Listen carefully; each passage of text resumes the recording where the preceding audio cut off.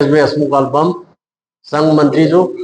5 तारीखे भव्याती बहु रथयात्रा અને 6 तारीखे गौतम प्रसादी तथा भंडाराનું આયોજન કરેલું છે અને દરેક લીંબડી ગામની પ્રજા આનામાં સાથ સહકાર આપી રહી છે અને આપતી રહેશે એવી આશા રાખીએ છીએ।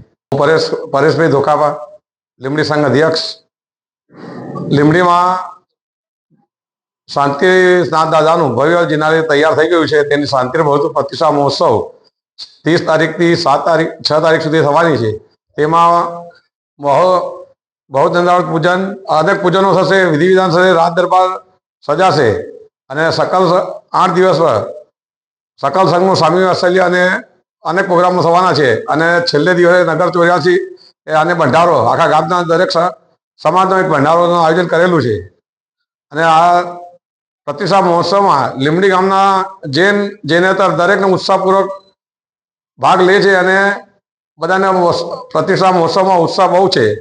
બધાને ભાવભર્યું આમંત્રણ છે 6 તારીખે પ્રતિષ્ઠા મહોત્સવમાં પધારવાનું અને નગર 84 અને ગૌતમ પ્રસાદી ભંડારામાં લાભ લેવા વિનંતી।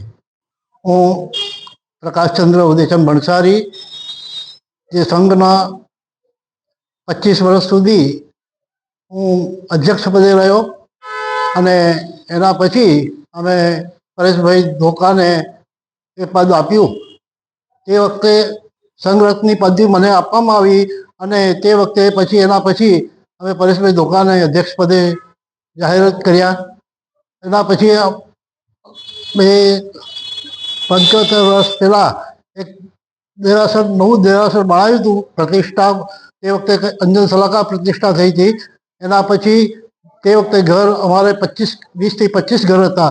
ધીરે ધીરે ઘર વધતા જતાં 90 ઘરની જેવી વસ્તી થઈ ગઈ અને દેરાસર નાનું થતું ગયું, નાનું લાગવા લાગ્યું। અને એવામાં પૂજ્ય આચાર્ય મહારાજ સાહેબ લીંબડી પધાર્યા અને સંઘને પ્રેરણા કરી કે હવે દેરાસર જૂનું બી થઈ ગયું છે અને સંઘ પણ મોટો થઈ ગયો છે, એટલે દેરાસર પણ મોટું થવું જોઈએ।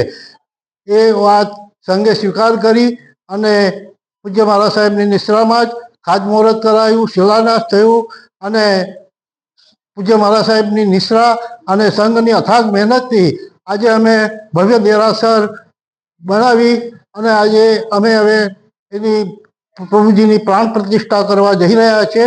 એ 8 દિવસનો પ્રોગ્રામ ભવ્યાથી ભવ્ય અમારે ઉજવવાનો છે।